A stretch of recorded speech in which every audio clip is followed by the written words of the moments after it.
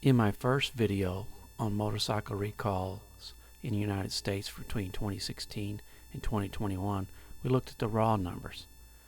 In this video, we're going to look at what's behind those raw numbers. Stay tuned. Meerkat. We're going to start off by doing a short review of Part 1 with the 13 brands selected with the number of recalls and complaints. I've updated this a little bit because I did make a few math errors there, so not enough to change a whole lot. The position between Ducati and Harley Davidson changed. So this is what it is from worst to best. Then we'll have an overall showing them how they compare with each other. BMW still has the last position with 174 recalls. We'll get into BMW a little deeper just a little bit later on this video.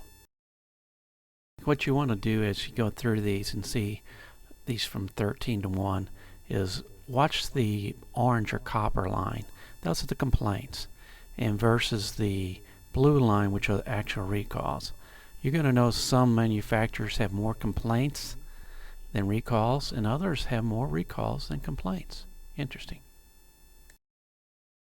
What you're going to notice here is from difference between Part 1 and Part 2 is the positions of Ducati and Harley have switched. Harley moved back one and Ducati moved up one as far as being better. Now I'm going to pick up the pace on the slides that were basically a review of Part 1. You can pause it or slow it down if you want to review it a little closer.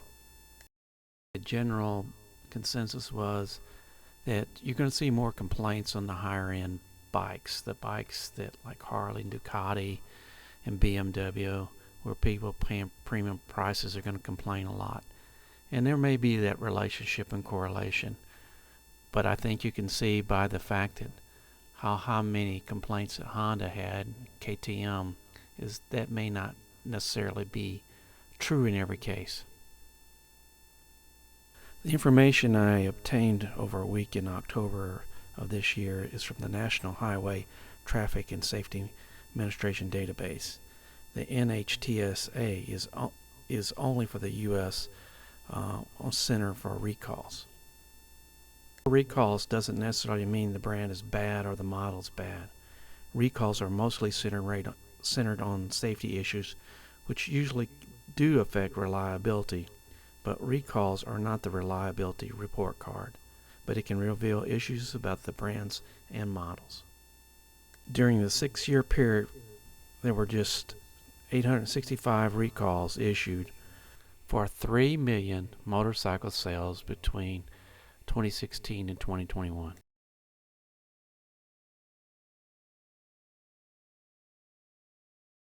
From this point forward, I'm going to show you the recalls per model, the models with the most recalls, where each brand has recalls, as well as the overall areas by percentage that are recalled.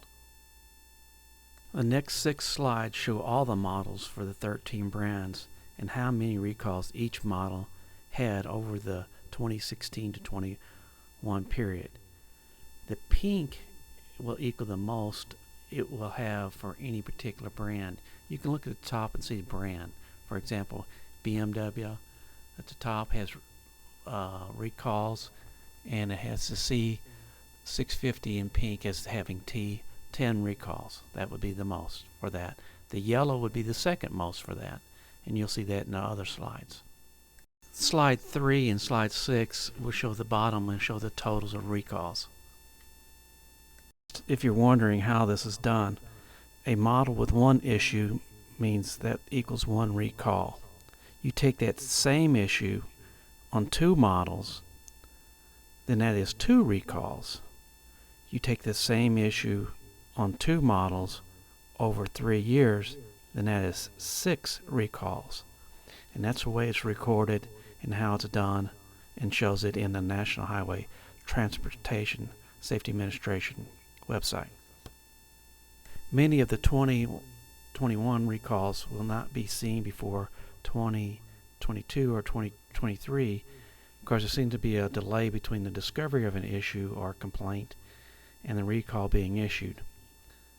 Honda and BMW motorcycle recalls are a little difficult to see in the database because Honda and BMW motorcycles are intermingled with their cars.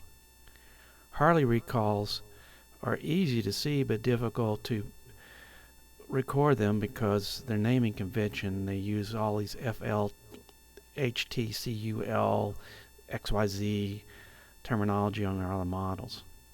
Another one's a little tough to find out and record are Indians because it seems almost every model has chief in it.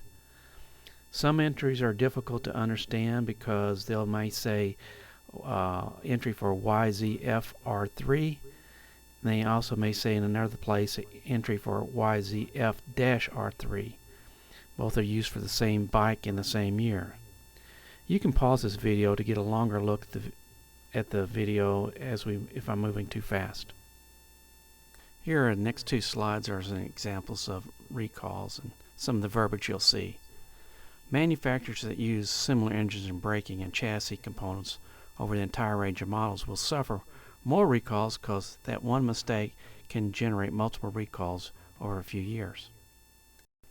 According to the National Highway Transportation Safety Administration website, manufacturers initiate most recalls, while some are initiated by this NHTSA from complaints. Complaints of defects can cause loss of control, loss of power, or impair visibility to be seen or to see, have a correlation in recalls being issued. It's very difficult for me to determine the linkage between some complaints and recalls, although some are clear. There were 865 recalls and just 852 complaints. So there are some manufacturers doing recalls without the complaints. In this next slide, I've grouped the 865 recalls into 12 categories for all different brands so you can see which brand has issues. The 12 categories were subjective on my part, but I'm just trying to link them to the general lighting, engine, ECU type of things. Under each category, you're going to see some categories, say for front and rear brakes, broken down into subcategories so you can better see where the issues are. Take those 865 recalls and break them down in percentages. This is where the percentages fall out, with brakes being the number one across all brands. In the next two slides, I'm taking some of the areas where the brands didn't do so well and kind of summarized in these next two slides. So you can see maybe Triumph didn't do so good on their wiring, or BMW didn't do so good on windscreens glazing. I'll give you a couple of slides with some examples of some of the 852 complaints.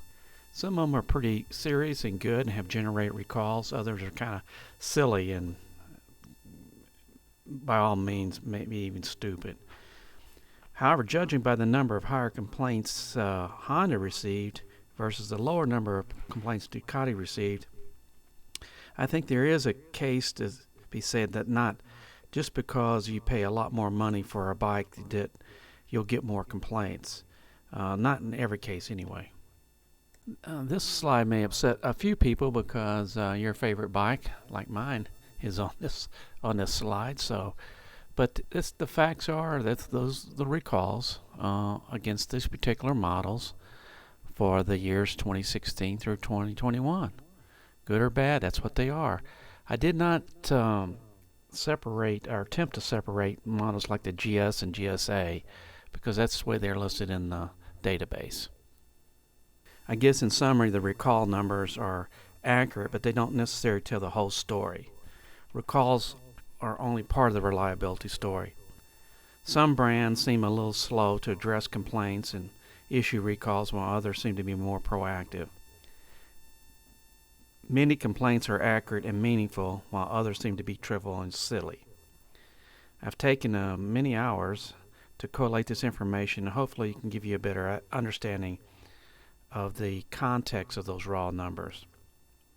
You can go to the NHTSA website yourself and dig deeper on your brand and your model to see what other things you did not know that are out there. Join me and my friends at Flat Cap Cafe Racer for riding and racing. Please subscribe.